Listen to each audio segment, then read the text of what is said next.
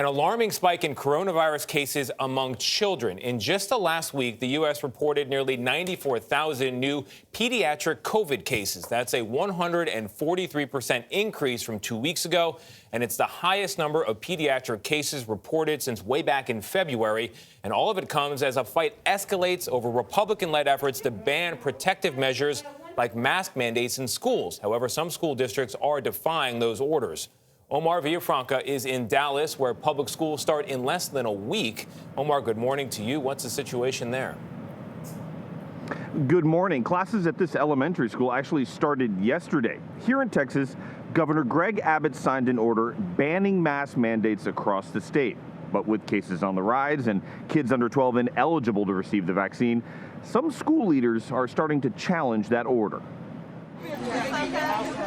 When all 145,000 Dallas public school students return to class next week, they'll be required to wear masks.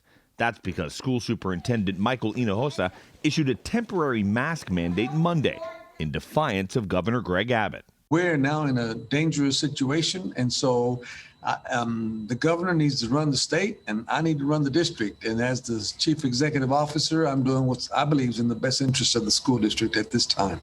Across Texas, average daily COVID cases jumped more than 150% in the last 2 weeks.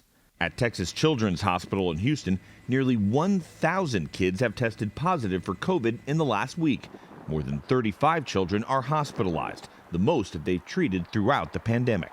Dr. Jim Versalovic is the hospital's interim pediatrician-in-chief. It's obviously a very tenuous time. We are looking forward to more school districts opening in the next 2 weeks. And so it's reasonable to assume that this wave or surge will continue.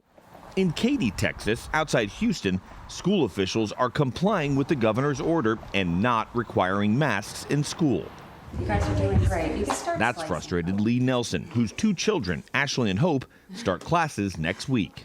Everybody wants to be mask free, but we can't be until we put in the work, especially for children. We're not on an even playing field. Under 12 children are still ineligible for vaccines. And without that, children are defenseless. Nelson's youngest child, 10-year-old Hope, is at increased risk for complications from COVID due to asthma and other underlying conditions. I don't want to end up very sick. I don't want to end up in the ER, and I definitely don't want to end up dead.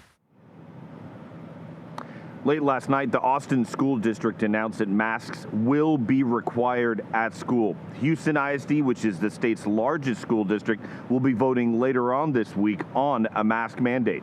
We reached out to Texas Governor Greg Abbott's office, but have not heard back from them. Vlad? All right, Omar, thank you very much.